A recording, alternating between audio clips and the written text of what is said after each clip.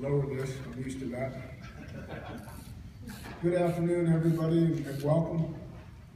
It's an absolute honor for me to be here today. Not only do I have the pleasure to introduce an outstanding man, a legendary coach, but my mentor and friend as well. I'm Coach Fritz at Southeast Guilford High School. I've been there for 12 years now. I started my career at Southern Alamance 18 years ago. Really feels like 2. Bill Slayton was an inspiration to me and many others.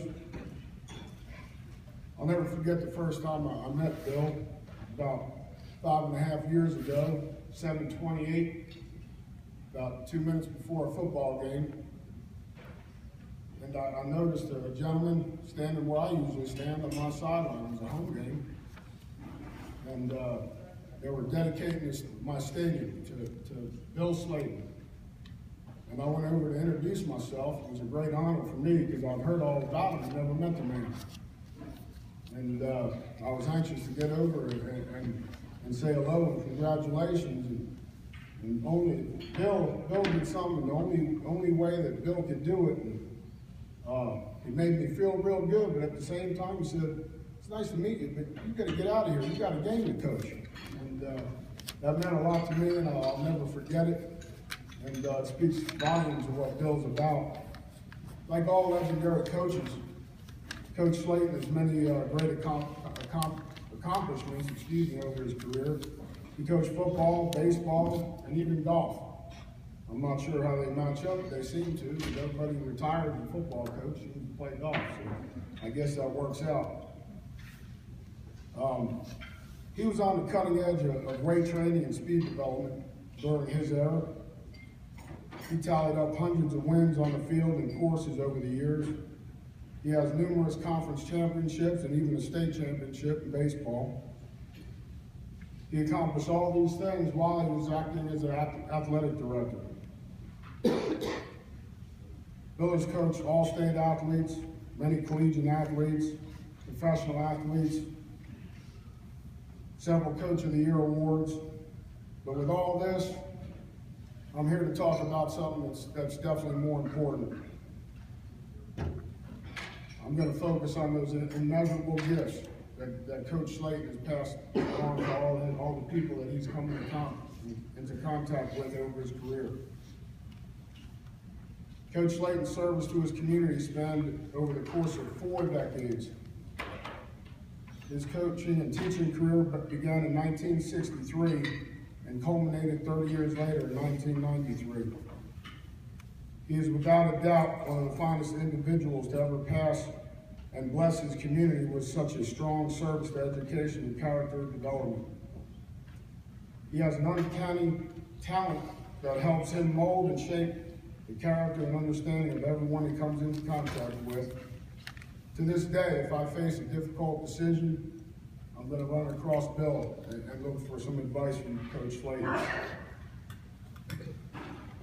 He's encouraged all his students to look past and beyond the small rural setting of the community in which they live, while always having them remember their roots and where they came from. Coach was a huge advocate of sending students to college in order to further their education. And he did all this in a very difficult era filled with racial turmoil during the 60s. Coach Slayton was able to foster a great environment, both on and off the field, in which African American student athletes felt safe, welcomed, and comfortable in order to compete and become educated in a primarily white environment. These are things we don't think about. I never had a thought to think about it as a coach, but when I started to research Coach Slayton, that stuck in my mind. As I previously mentioned, Coach Slayton was on the cutting edge of the weight training and speed development.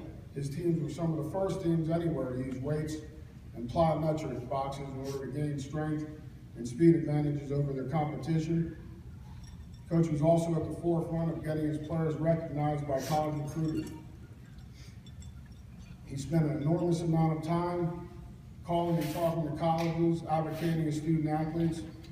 As a matter of fact, at one time in the late 60s, you could drive from Wake Forest to Appalachian State and watch 4 different players that Coach Slayton coached during high school play on a Saturday afternoon. This is obviously a great testament to Coach Slayton and the effort he put forth for his players. In the fall of 1966, Bill was coaching a football game against Western Alamance. It was a tight game, very competitive contest.